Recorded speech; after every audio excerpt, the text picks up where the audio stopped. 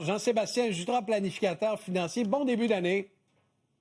Bonne année, Pierre-Olivier. Écoute, on s'attend encore à ce que l'inflation soit forte, entre autres à l'épicerie cette année. On ajoute à ça les augmentations de loyers, de taxes, les augmentations d'Hydro-Québec. Alors, bref, on se retrouve souvent en début d'année avec la ceinture un peu plus serrée. On va y aller avec 5 trucs concrets rapidement, peut-être à mettre en application dès le mois de janvier. Et le premier, évidemment, c'est de parler de budget.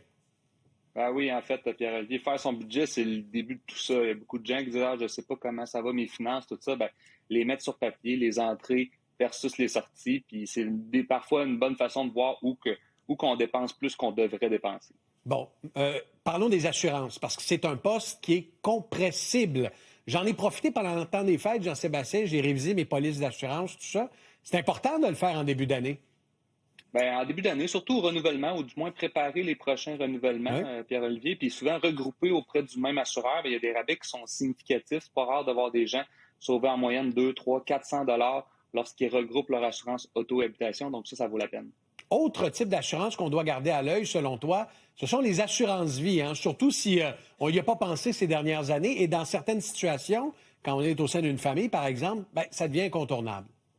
Exactement. Puis les assurances vie temporaires, Pierre-Olivier, là, si les gens ont pris des assurances dans les 5, 6 dernières années, les assureurs ont baissé de beaucoup les prix des assurances temporaires. Donc, ça ne veut pas dire que ça va s'appliquer pour tous, mais ça vaut la peine, du moins, de parler à son conseiller en sécurité financière pour voir si le prix est toujours d'actualité ou si c'est possible de payer moins cher. Quand tu dis que les assureurs ont baissé le montant à payer pour contracter une assurance temporaire, des grosses baisses, Jean-Sébastien?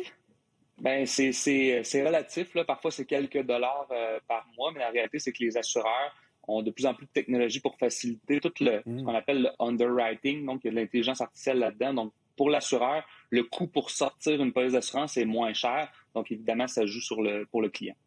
Autre poste de dépense à surveiller, le renouvellement hypothécaire. Trop de gens, encore aujourd'hui, ne renégocient pas avec une institution financière leur hypothèque. Oui, on reçoit le renouvellement de notre institution financière du départ, en fait, puis on accepte habituellement le deal qui est offert, mais la réalité, c'est que lorsqu'on regarde avec des bannières où on va voir dans d'autres institutions financières où on travaille avec des courtiers, par exemple, bien, parfois, ça peut être des économies là, qui sont très, très, très significatives, Pierre-Olivier, puis on parle plus de grosses économies et non pas de comment je peux sauver 10 ou 15 sur l'achat d'un bidule sur Internet. Là, c'est des économies qui sont significatives. Bien, vous le voyez avec le solde de vos prêts hypothécaires. Donc, sauver un 0,2 bien, pourrait faire une très grosse différence. Ouais, puis Jean-Sébastien, toi qui es planificateur financier, qui rencontre des gens au quotidien, est-ce qu'il y a une forte proportion des Québécois, en ces temps plus difficiles pour certains, qui décident de réétaler leur paiement, c'est-à-dire, il me restait 15 ans pour rembourser ma maison, bien, je vais la reporter sur 20 ans justement pour me donner un peu d'oxygène. Est-ce que c'est une stratégie que tu vois beaucoup par les temps qui courent? Bien, on le voit souvent, Pierre-Olivier, puis parfois, il y a des gens qui sont vraiment serrés avec le budget. On ne voit pas d'autres opportunités que faire ça. Donc, ramener l'amortissement, la réallonger, la ramener à 20, 25 ans, ça peut arriver, mais par contre, il faut avoir une stratégie. Avec le paiement qu'on sauve, ben, est-ce qu'on peut mettre un peu d'argent de côté également? Donc, le but, c'est pas juste de pouvoir réaugmenter son rythme de vie. Il faut que ça vienne avec une stratégie en arrière de ça. Mais oui, on le voit souvent. À contrario, un remboursement anticipé, par exemple, en début d'année. Admettons qu'on a reçu beaucoup de cadeaux de Noël, qu'on regarde notre prêt hypothécaire, puis qu'on se dit, ben j'ai les moyens peut-être de mettre un 5 000 par exemple, supplémentaire sur paiement. Ça aussi, ça peut être une bonne stratégie.